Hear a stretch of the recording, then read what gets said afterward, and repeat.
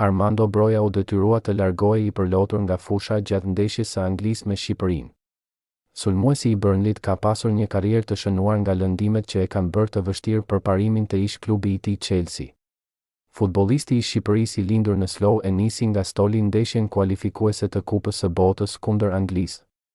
Sulmuesi 24 vjeçar u fut në fushë vetëm në minutën e 75. Por vetëm 10 minuta më vonë ai pësoi atë që dukej të ishte një dëmtim i dhimbshëm në këmbë teksa driblonte. Lojtari mori trajtim në fushë përpara se të dilte me barel i përlotur. Broja ka një histori me lëndime në gjuhë përfshirë një këputje të ligamentit të kryqëzuar anterior që e la jashtë për pjesën më të madhe të vitit 2023 teksa ishte te Chelsea. Kjo goditje e fundit pati qartë një efekt të thellë tek ai dhe reagimi nga historia e dëmtimeve të tij i ka bërë disa tifoz të pyesin nëse ky është fundi i karrierës së tij në Premier League.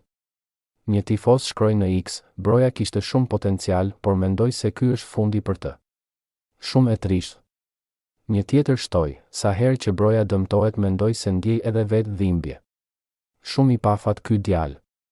Në fund Anglia fitoi 2-0 për të kryesuar grupin me një rekord perfekt dhe duke u bërë e para që nuk pësoi asnjë gol.